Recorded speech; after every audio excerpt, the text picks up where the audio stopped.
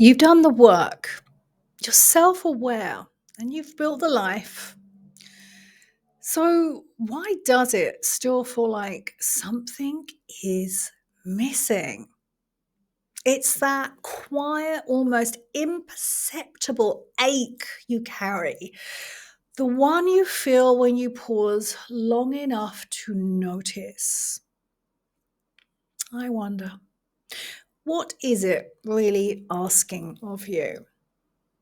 Welcome back to the Star Monroe Show. This is part 3 of the Wild Love Affair, my exclusive 12-part series on coming home to yourself through embodiment, devotional living, and deeper intimacy. Today, we're stepping into recognition, which is the second portal in the Star Monroe Method. Recognition. It's not about you staying up in your head and intellectualizing and overanalyzing what's going on. No, it's deeper than that. It's the quiet art of seeing what is real and staying with it, even when it would be easier to look the other way. And let's just take a moment with that. The skill of staying with yourself when everything in you is telling you, it's your nervous system, by the way, and your conditioning is telling you, it's like pulling you, don't look, don't look. The skill, oh, it's a chef's kiss, mwah, skill that when you cultivate it, that is when everything changes for you. And, let's talk about those things that you don't really want to look at. It's really subtle as well. This is where my work thrives, in the nuances of you. It's the way that you say yes when you mean no, the quiet moments that you abandon your truth, yourself, to keep the peace. The way, let's underline this, highlight this, the way that you hold it all together, managing, tending, proving, because it's what you've always done. Your life looks great. You've built it beautifully. But I'm wondering, how does it feel to live inside it? And I'm also wondering, are you even living inside it? Are you alive? Are you vibrant? Are you present to this amazing life that you've built? Or are you sitting on the outskirts of your life? Or even are you on the outside of it looking in? This this is where recognition begins, in the quiet moments that you admit the truth that your inner world doesn't match the life you've created on the outside. And it's the acknowledgement to yourself that you're ready for something deeper. In part 2 of the Wild Love Affair, I shared that I myself built a life that looked quite fabulous. But here's the truth. I was abandoning myself in such sneaky, subtle ways. I was definitely gaslighting myself. It was like the glass of wine in the evening to soften the loneliness, the dating of random men, hoping one would choose me. This was my rupture, and that was the first portal back to myself. Because without me being willing to see what I was doing, and I wasn't shaming myself, and I've come from a a life where I did used to shame myself. And this is the key to everything. So when you can look at everything without the shame, without having to go at yourself, you just look with curiosity and wonder, like childlike wonder. That's when you start to I want to say it's like on the tip of my tongue, it's like you reclaim your power of yourself. So that moment of noticing that I was drinking the wine, swiping, dating men I didn't respect, that was when I started the journey tuning back into my body, my truths, my soul. And if I didn't do that, I would not have been able to see what came next. Let me take you back to, I think it was late summer 2023. And I'm actually going to read from my book, My Wild Love Affair. And I remember this well. It happened in the most ordinary of places, and it changed everything. I was on the treadmill in the gym. I remember where I was. I was upstairs. I was looking outside of the window, and in the gym at that time, when I looked out the window, there were the mountains, the blue sky, people walking along the street. So I remember walking. I think I was doing a 12% incline. I was sweaty, a little bit out of breath. And I was kind of in the moment. I was listening to some music. And then what happened was this thought slid through my head so quickly that I almost missed it. And there was a guy behind me. Well, there's a couple of guys behind me, and they were behind me to my left. And the thought said, I wonder if he's looking at me. Now, that thought, it was an automatic thought. It's not the first time that I've had that thought. It was very familiar, and it's the kind I wouldn't have normally noticed, let alone questioned. But that day, and I know it's because of the work that I already did, I noticed it. I caught it mid-air.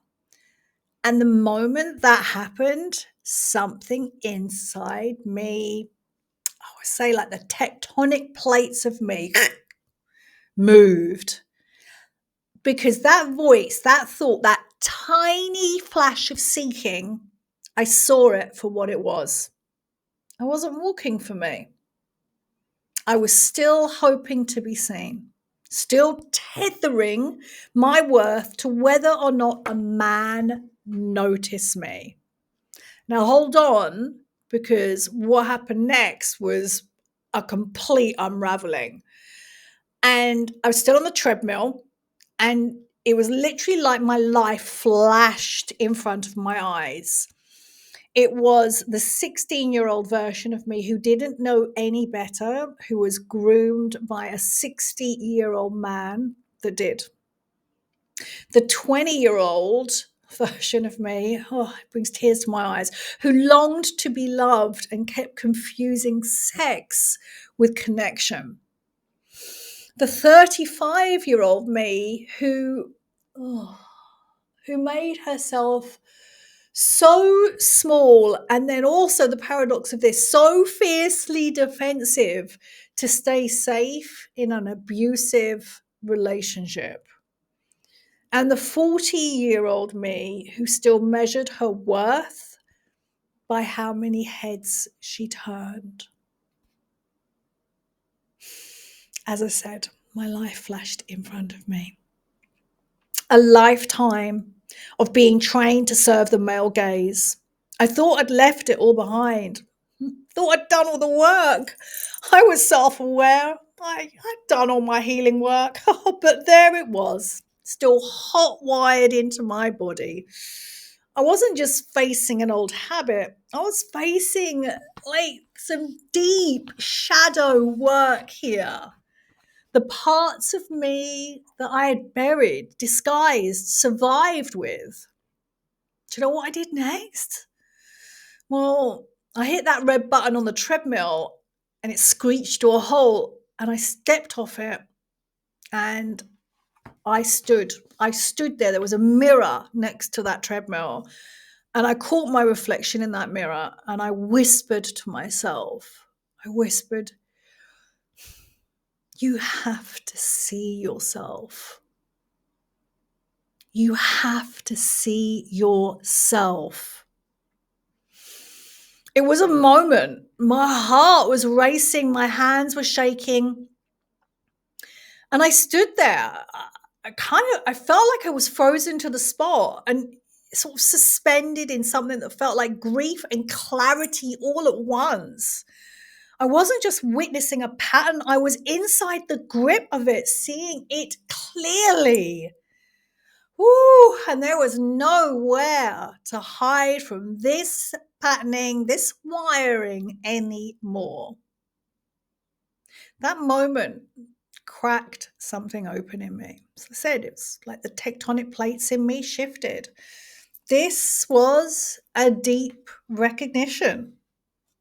The mirror held up to the last part of me that was still performing for scraps of validation. And once I saw it, I couldn't pretend I hadn't. I had to choose myself over and over again. And this gave me a thread back, those red threads I was talking about last week. And this thread, it would be one that I would have to keep choosing, even when it would have been easier to leave. Told you. It's a skill to be able to stay with yourself. This was the beginning of my devotion, a quiet, steady decision. Doesn't it all happen when you make a decision? You draw a line to stop abandoning myself, to stop outsourcing my worth. Because the thing is, as well, you and I, we're inherently worthy, but we squander our worth away. I was squandering. I was just giving my worth away to any random dude. And then I remember this moment as well, that later that day when I got home, I remember getting my phone and I deleted all the dating apps on my phone. And I remember the energy. Remember, energy is everything. I remember the energy of this act that I did. Because I've done things like this before in the past. Like I would have told someone, or I would be like kind of even proving to myself, look, I can do it. I'm deleting the apps. But no, this was way quieter. I didn't want anyone to clap for me. I didn't even want to clap for me. I was just like, oh no, this is not available for us anymore. And so I deleted all the dating apps and it felt really clean, like a really pure act, an act of devotion to myself. And as I said, it wasn't coming from a place of like, oh, look at me, aren't I amazing? Or it wasn't coming from a place of anger. Look how strong I am, deleting all the apps. It came from a deeper place inside me. And I know that you've got this deeper place inside you. And I knew it wasn't going to be easy. And parts of me would still ache to be seen. I'd still be tempted. This is like telling yourself the truth.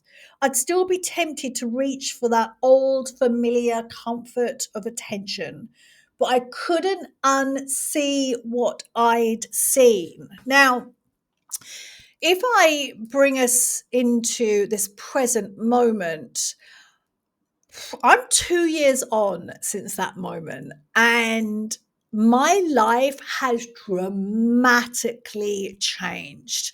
And I still occasionally catch myself because these patterns, they're hot wired into us. And it, it, it I always pay reverence to past versions of me, and I invite you to do the same. Because these past versions, I think it's a quote by Joe Didon. She says, if you do not pay homage to these past versions of you, then they will turn up at 4 a.m.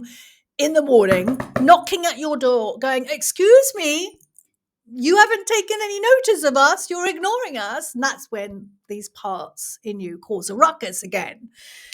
And I was thinking, like, I really am embodied in my worth. I don't need anything external out of me. And that goes for money, success, men, uh, people being kind or people being horrible. It means people being rude. It doesn't mean anything to me anymore. I'm not placing my value on that, my worth on that. And to be in this embodied place is a very calm, oh, yeah, there it is, calm, grounded life. It's you become really attuned to yourself. You become very well versed, and you'll hear me talk about rhythm, in your own rhythm. You trust yourself. You're not looking outside yourself for answers. You're not looking outside yourself for anyone to tell you that you're okay, to clap for you, because you've got you. So recognition, it doesn't always arrive with fireworks. And I was, if I take us back to that moment on the treadmill, that wasn't a firework moment. It was very subtle. Sometimes it's a whisper you can't ignore. And I'm going to add in here, if you're continuously busy and you're moving at a clip in your life and you're disconnected, it's going to be way harder to hear these whispers. But I tell you how else you're going to notice it. It's going to feel like the tension in your shoulders when you're in a conversation with someone that's bulldozing you, that they're saying things that you don't agree with, but you're not saying anything to assert your boundaries. It's the twist in your tummy when you laugh at a joke that actually slices your dignity. It's the jaw clenching. It's the digestive issues. It's the way that your body holds weight and you feel like, oh God, I'm so heavy. I can't let go of this. What can I do? Your body is your first point of contact. Your body feels it first. And once you start to take notice, I've written down here as I'm reading, you can't go back to sleep. You choose not to go back to sleep. You choose not to go back to sleep. And here's the truth. Most high-achieving, self-aware women, well, you're experts at minimizing that whisper. It's harmless. It's how I am. It's no big deal. I'm fine. But ignoring that whisper is what keeps you circling the same patterns and getting the same results in your life. That disconnect with your partner, your family, that feeling that you're just doing it all and no one's holding you, that, God, I've got a beautiful life, but I just not feeling it. Even with all your therapy, your books, your self-awareness. No, unless you zero in, you're going to keep on doing what you're doing. Take a moment with me and breathe. Because the moment you stay with what you notice, with what you recognize, that is when the pattern loses its power. And I'm reading my book. It's the moment you recognize the pattern is the moment it starts to lose its power. And that's how you come home. That's how you start to come home to this version of you that you know is in you, that has been calling, that's been whispering, that has been speaking to you. This is how you come home. This is your return. And recognition It's not the end of anything. It's the beginning of everything. It's the raw ground you build a new life upon. And when I say new life, I think in three areas. It's you're shifting your identity. So you're becoming that version that you know that you are. You're shifting your lifestyle to support it. In my work, if you don't have a lifestyle to support these changes, you'll revert back to how you were. And then the third part is how you relate, how you communicate, how intimate you are with yourself will then send ripples out into intimacy and connection with everybody else. Choose to see, choose not to look away, because this is where, again, I'll pick my book up again. This is where real self-respect takes root. And that was the tagline of my book, where self-respect rewrites everything. Recognition is about you telling the truth about your inner patterns that you've been tolerating. It's about seeing the ways you've quietly abandoned yourself even now. And this is where my work shines. I've spent over 30 years, I think it's 36 years, walking alongside women who are deeply self-aware, who know how to name their patterns, who have sat in countless therapy sessions, but still find themselves subtly circling the same ache. Because it's the nuances that matter. It's the tiny things that matter. It's not the big things. It's the tiny things. So you might be looking at, I'm out of alignment with my life, and you're looking at that big thing, and it kind of it could feel overwhelming. Or you're looking at your relationship, and you go, oh my God, how do I do that? Or you could be looking at the fact that you're disconnected, and it's all too big. We don't look there. We look at what goes on underneath. It's the quiet, nearly invisible moments that you dismiss as harmless. It's, as I said, it's the way that you override your body, the way you perform steadiness, when the way that you hold it all together and think that's normal, but really there's that yearning, that craving underneath all of that to be held. The way you stay busy, calling you out here, helpful, useful, because slowing down still feels like a risk. That's your nervous system. Your nervous system is jacked up on cortisol. It's in fight and flight. And you need to recalibrate your nervous system. So slowing down, finding your own rhythm feels like the only option. I talk from experience as well. So I've not just done this work with my clients. I've done it on myself. It's lived, this work. It's not just theory. This is the terrain we navigate in my world. This is what refined therapy is designed for. I was built for this.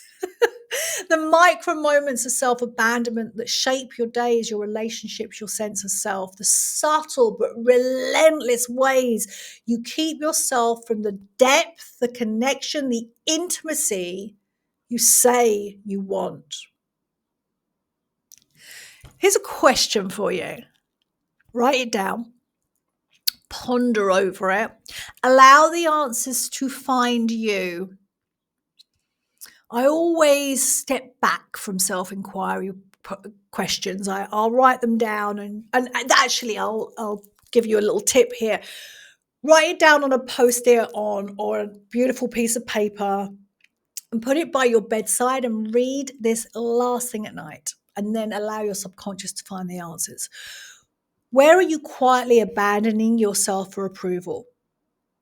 Where are you trying so hard for connection, even now, with all your awareness, with all those skills you've learned over the years? The willingness to see it, that's the first step. What you choose to do with that truth will shape the rest of your life. Recognition.